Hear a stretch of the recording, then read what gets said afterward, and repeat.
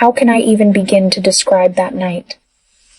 The fury, the humiliation, and the almost explosive weight of a 1995 Dom Pissarinon in my hand.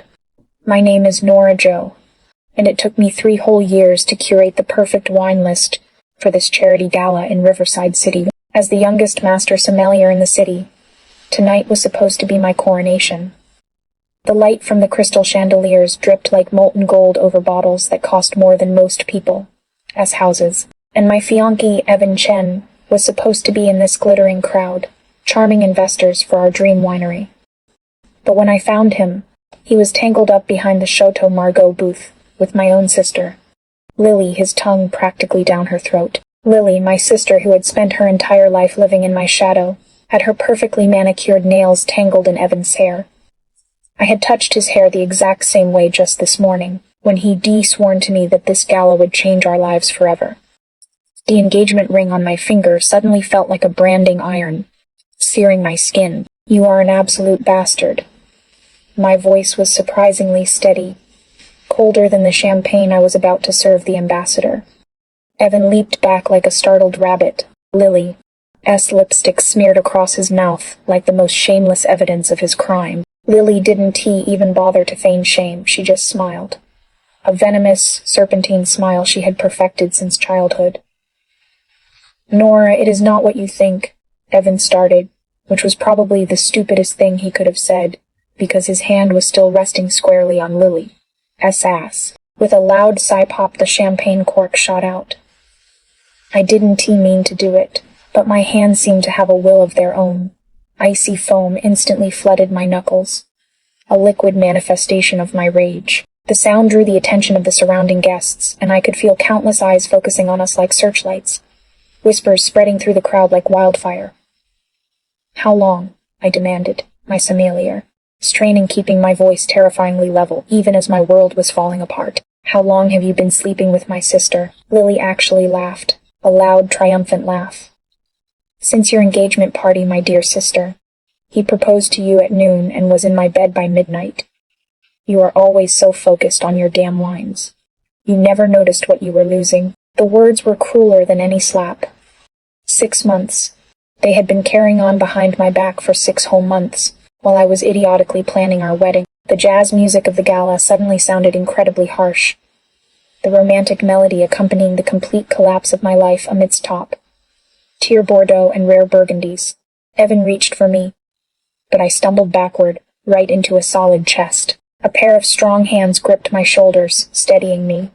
I caught a scent of something expensive, cedar, leather, and the smell of old money, a cologne you could never buy in a department store. Be careful, a deep voice rumbled above my head, as rich and smooth as aged whiskey. That bottle is worth more than most people. Cars, it'd be a shame to waste it on trash.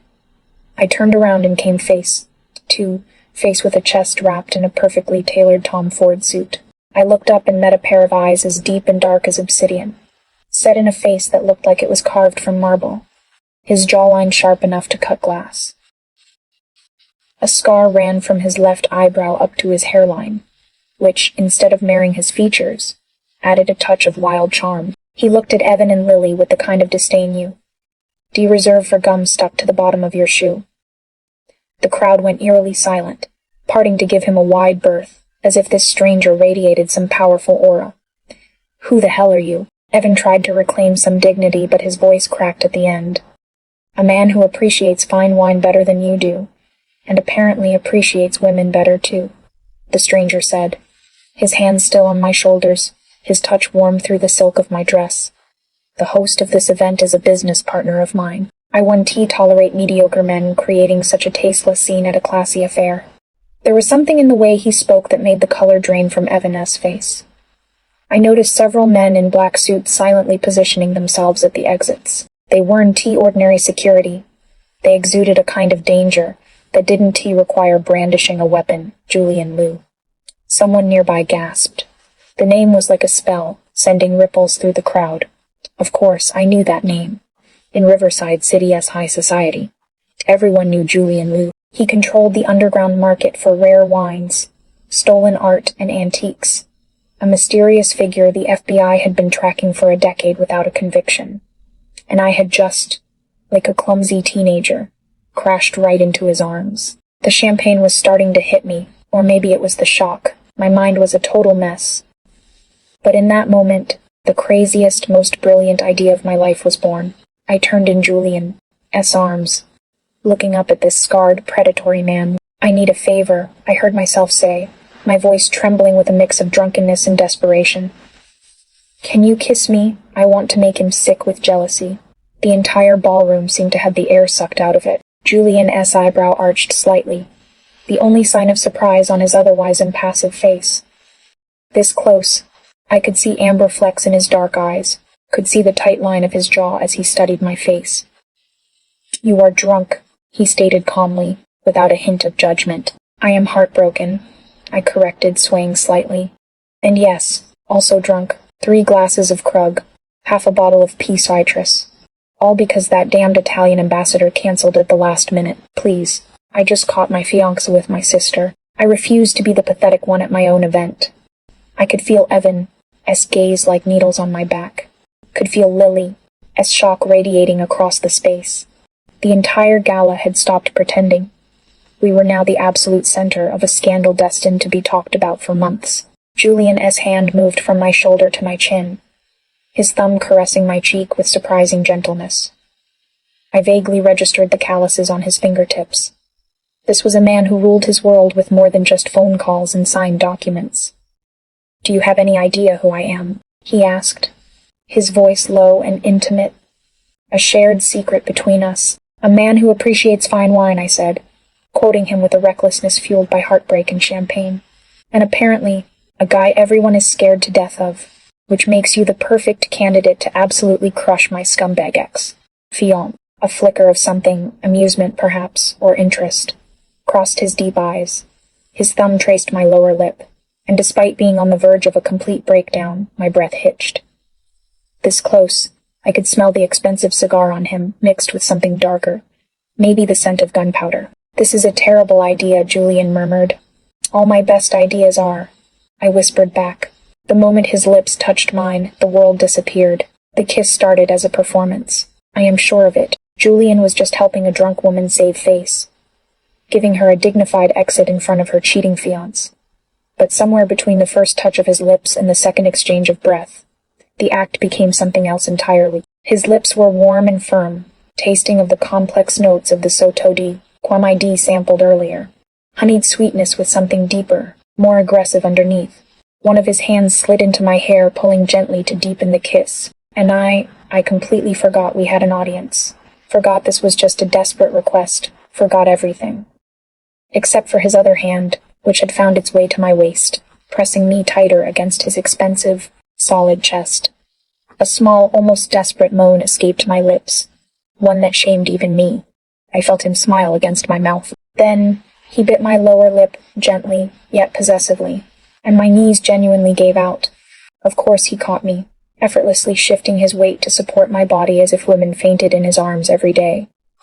When he finally pulled away, my lipstick was a complete wreck, and my carefully styled hair had come undone. Julian, however, looked entirely unfazed, though his eyes had darkened, a faint trace of my lipstick lingering at the corner of his mouth. He wiped it away with his thumb, his gaze never leaving mine.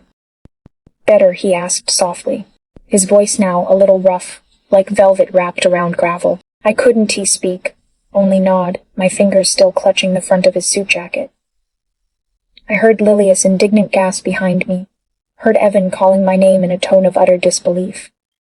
The jazz band had stopped playing altogether. Good. Julian's hand was still tangled possessively in my hair. "Now smile at them. Smile like you, V1. I did as he said. I turned in his arms and faced Evan and Lily with all the devastating confidence I could muster. Though I seriously doubted my legs could function properly. Evan looked like he'd been struck by lightning. Lily's face had turned an ugly shade of purple. "The wedding's off," I announced, my voice echoing through the silent hall. "Obviously, you can have him, Lily. He's clearly more your speed." I twisted the engagement ring off my finger and threw it at Evan's chest. It bounced off his suit and clattered onto the polished marble floor with a sharp, clear sound. I am upgrading." The crowd erupted in a wave of suppressed gasps and whispers.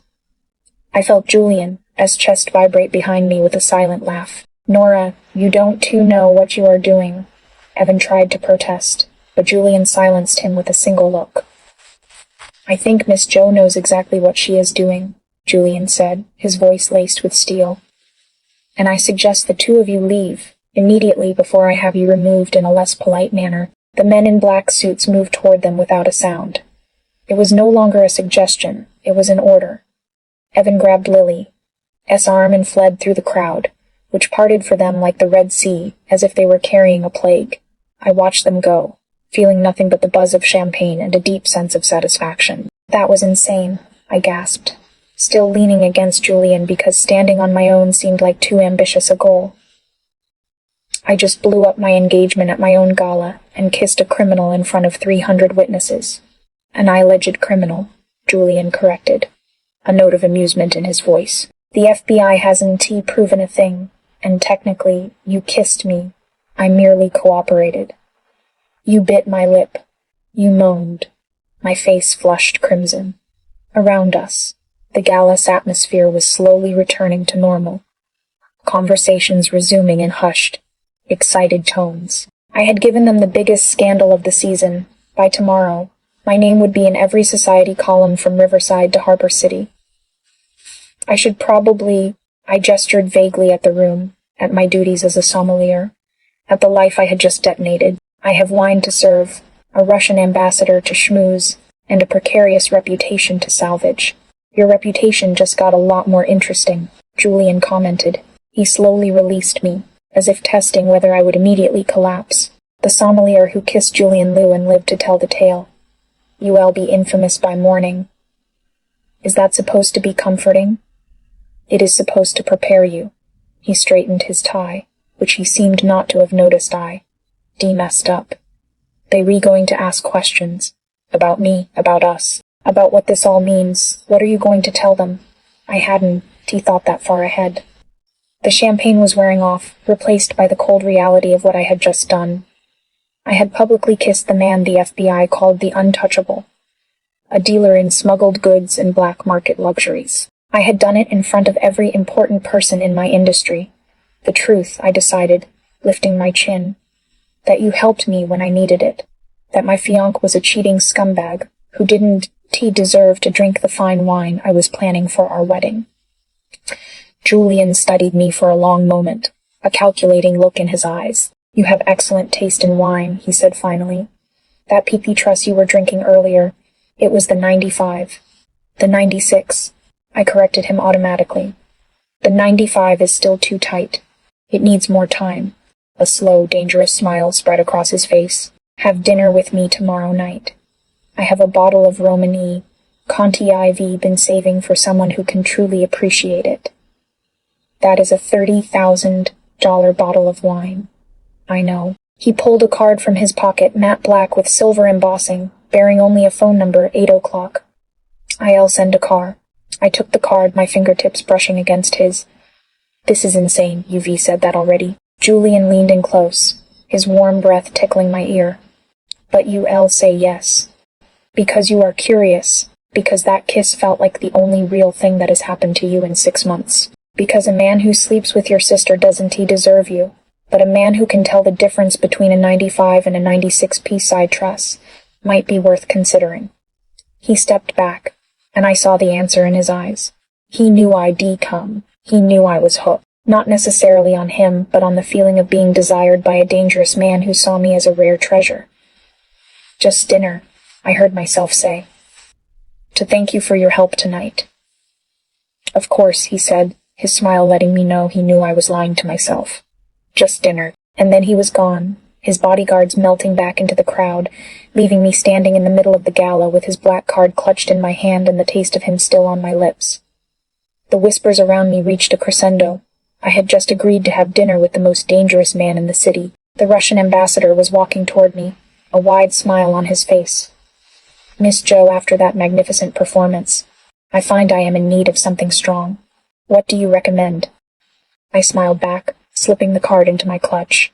"I have a 50-year-old Macallan that I think is perfect for the occasion. It is dangerous, expensive, but absolutely worth the risk. Perfect. He boomed, having no idea I wasn't talking about the whiskey at all. How about it? Does this opening paragraph have the tension to make your heart race? If you've ever experienced betrayal or fantasized about tearing apart the past in a decisive way, then Nora's story will definitely resonate with you. Don't forget to like, subscribe, and tell me in the comments. If it were you, would you accept this dangerous dinner invitation?